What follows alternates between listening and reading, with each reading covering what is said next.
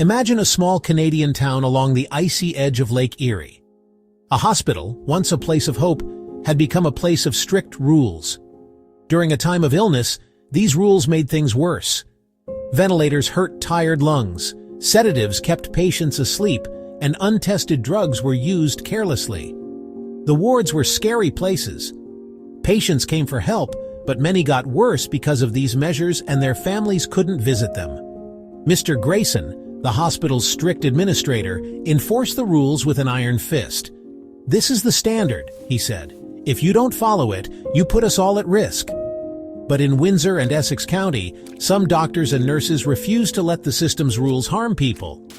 Known as the Windsor-Essex Angels, they lost their licenses for challenging the rules, but they kept going. They helped people at home, risking legal trouble with every visit.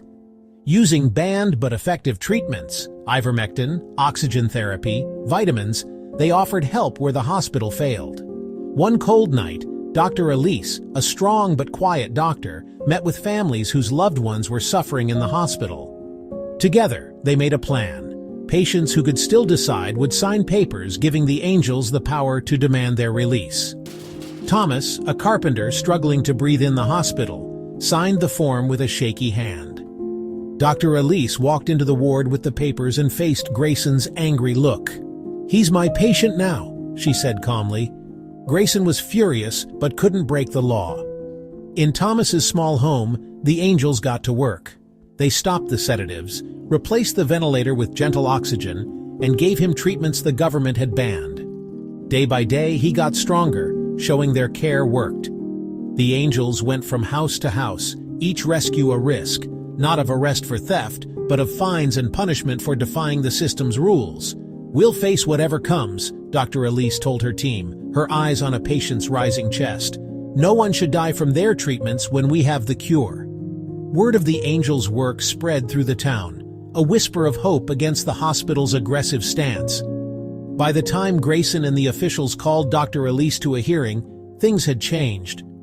The law, after months of review, found their terminations illegal, their dismissals unfair. The hospital had to offer them their jobs back, their skills proven by the lives they saved.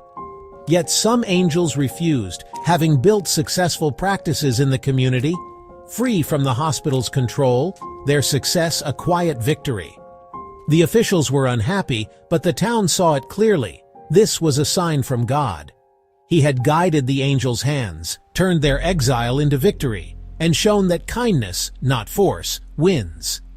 In every act of kindness, every life saved, and every heart healed, the Windsor-Essex Angels remind us that even in the darkest times, God's light shines brightest.